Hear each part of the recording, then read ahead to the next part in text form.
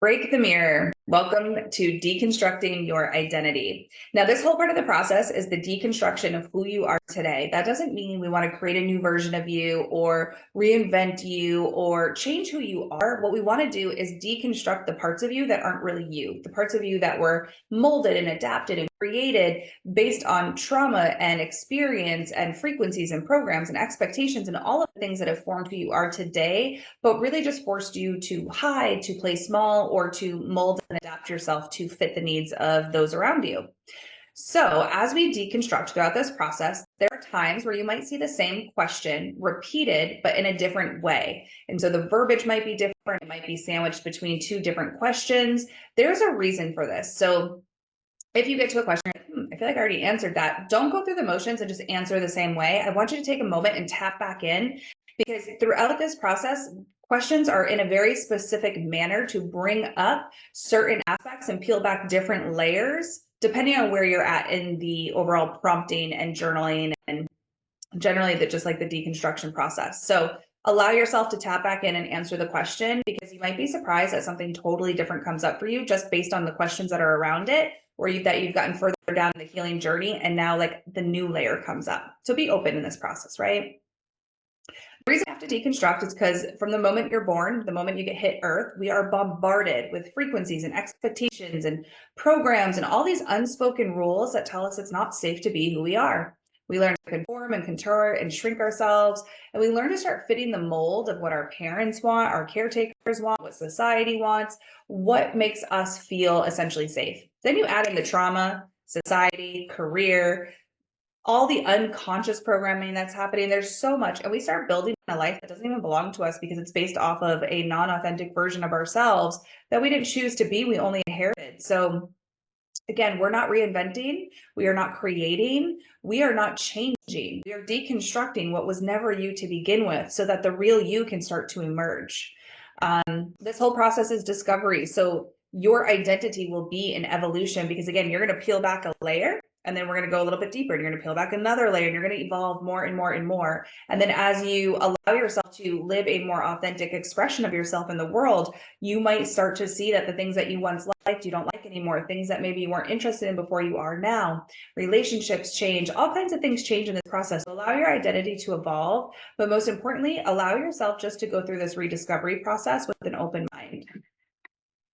So I want to dive in, and I've broken up in this worksheet called Break the Mirror, Deconstruct the Identity That Was Built in Survival. And we have journal prompts for each type of programming that has probably affected you. So I'm going to go ahead and share my screen, and we're going to just break this down together. So adaptation and programming. What shaped who you became today? So what did you learn early on about who you were allowed to be? What was it safe to be in your household? Were there parts of you that were shamed, that were punished? Were there parts of you that were celebrated? What were you shown it was okay and safe for you to be? What parts of you did you feel you had to hide or downplay to stay safe, loved, or accepted? I, for example, had certain family members that when I shined too brightly, they had a very strong reaction to it. And so it told me it was safer to be quiet and be in the background. What traits or behaviors were rewarded? What was rejected and what was punished? So this is an interesting one, because this one took a lot of deprogramming for me. Some of these are very basic things like, not having any needs was very much rewarded in my house. If you had no needs and you were just like, fine, the good kid, very rewarded. So you learn to be someone who doesn't have needs, who puts other people's needs first. The other thing though I learned was that I was highly rewarded for certain things like soccer. So playing soccer was something I was rewarded for. And I realized, yes, I liked soccer and I had a great time playing it, but I played it because of how rewarded I was for it, not because I loved the sport. So that was actually really interesting, because I had so much of an identity wrapped up in soccer because I played for so much of my life and it was such a part of me. So start to really look at these aspects of yourself of like, whatever you were involved in as a kid, did you even like those things, or did it just make you feel safe and make you feel good? What labels were you given growing up? Were you the smart one, the athletic one, the shy one, the problem child? Like whatever the labels were, what were they? And how are those labels still affecting you today? Are you still wearing them? What role did you play? Were you the fixer, the protector, the peacekeeper, the scapegoat? In my family system, I became the fixer and the peacekeeper, but definitely the fixer. So people were always coming to me with their problems, and I was always like managing everything. And although there were some gifts that came out of that, because I use a lot of those skills in what I do today, it trained me to be the person whose value was based on how much I was needed or how much I could fix for people. What beliefs did I absorb about worthiness, success, love, or emotions from my parents and caregivers? Were emotions allowed and accepted? Did your parents, caretakers show you a lot of emotion? Were emotions shamed? Were you seen as too much? What was taught to you about love? Could you trust love? Could you trust success? How did they talk about money? Like there's all like what were those belief systems that came about around all of that? Because it's all grouped together. Your worthiness, your success, your love, your money, all of it's grouped together. What beliefs did I absorb about worthiness, success? Ooh, we just did that one. When did I feel like it was not okay to be fully me? That's a big one. Because I think from a very early age, we start to learn when it's okay to express ourselves and when it's not. And as we do that, we start to learn that there's certain parts of us that are not okay, whether that's getting made fun of or bullied at school or a teacher making a comment or in our family system. So like, when did you learn it wasn't okay to be who you were? Or maybe you had to make changes in order to feel safe, loved, or liked?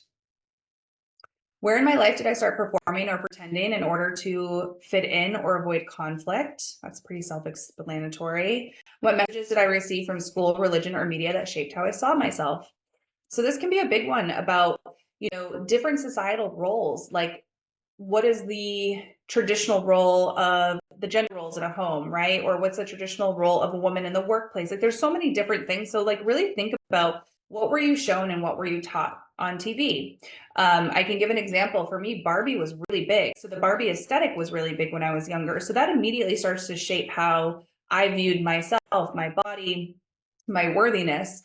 So there's so many things that you can think about here, from what was shown on the media, what was, kind of going on in the world stage, politics, religion. These are all things that shape who we are. What version of myself did I have to learn to become, not because it was authentic, but because it was necessary? Yeah, that one is like, did you water yourself down? Were you a people pleaser? Did you have to be a high achiever? Did you have to have a lot of success? Did you have to be bold and brazen? Did you have to be quiet? Like, what were the parts of you that you molded to be what you thought you needed to be? And now we're going to go into the robotic identity, because there's a part of us that becomes almost robotic, right?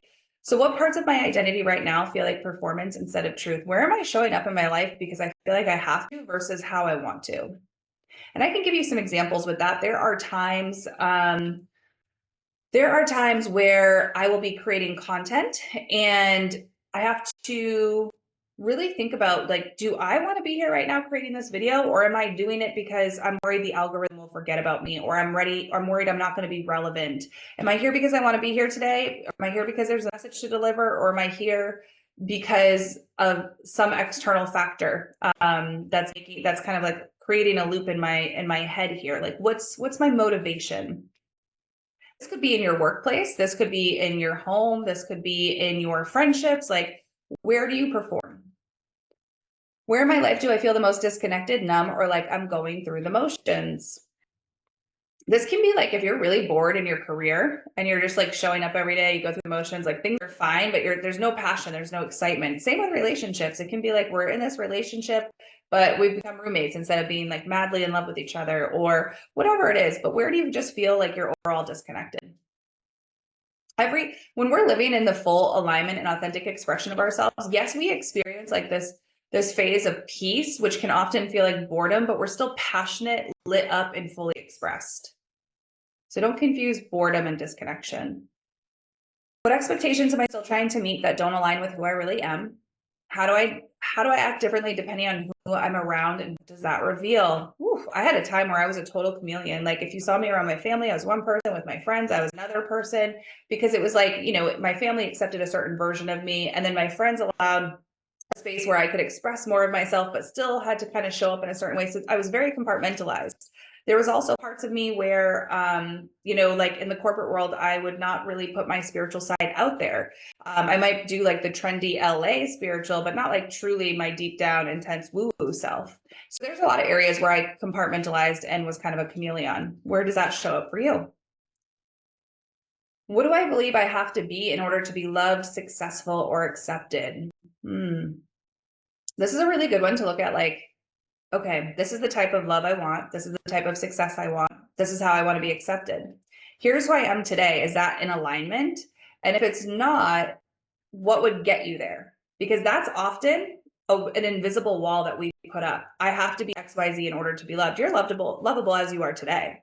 You're successful as you are today. Maybe it's not exactly where you want to go, but we start to put up these invisible barriers. So start to ask that question. Here's where I'm at. Here's where I want to be. What does that get me?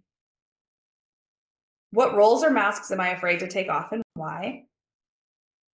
What happens if you stop being the people pleaser or the fixer in your family? What happens if you stop being the friend everyone can go to? Like, what does that look like? What do I tolerate that drains my soul just to keep the peace and avoid conflict? We all know those moments. Where do I still shrink, hide, or censor myself with fear of judgment? Whew, I can feel the heaviness of that one. So I feel like a lot of people here may be shrinking, hiding, and definitely censoring. And I really empathize with that because early on in sharing my content and even figuring out who I was, I really watered down my expression. I was a very watered down version of myself because I didn't feel safe to fully put the messages out there, or I would try to make sure they landed with everyone in the most positive way. And so there was a lot of parts of me that I was censoring because of how people may or may not perceive or respond to me. What am I doing because I think I should, not because I actually want to? So this is a great way where you can make a list of all the things you do. And what do you do because you actually want to? You'll probably be surprised how much of that is your should list and your obligations, which when you really look at it and we clear out the people pleasing, a lot of that stuff can get wiped right off your plate.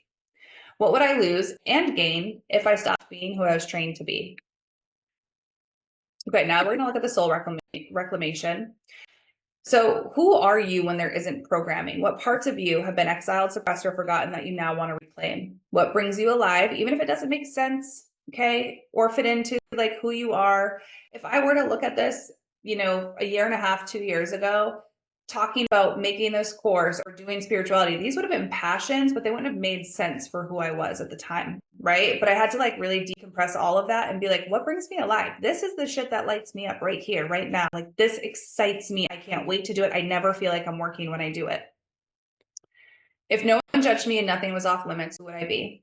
What is my soul asking me to remember? What does authenticity feel like in my body? What am I deeply desiring to express, create, or say, but haven't given myself permission to? Ooh, that's a big question.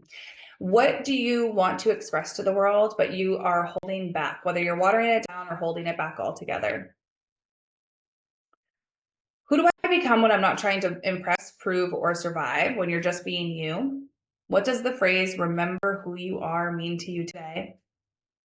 If I were living as a full embodiment of my soul, what would I let go of right now?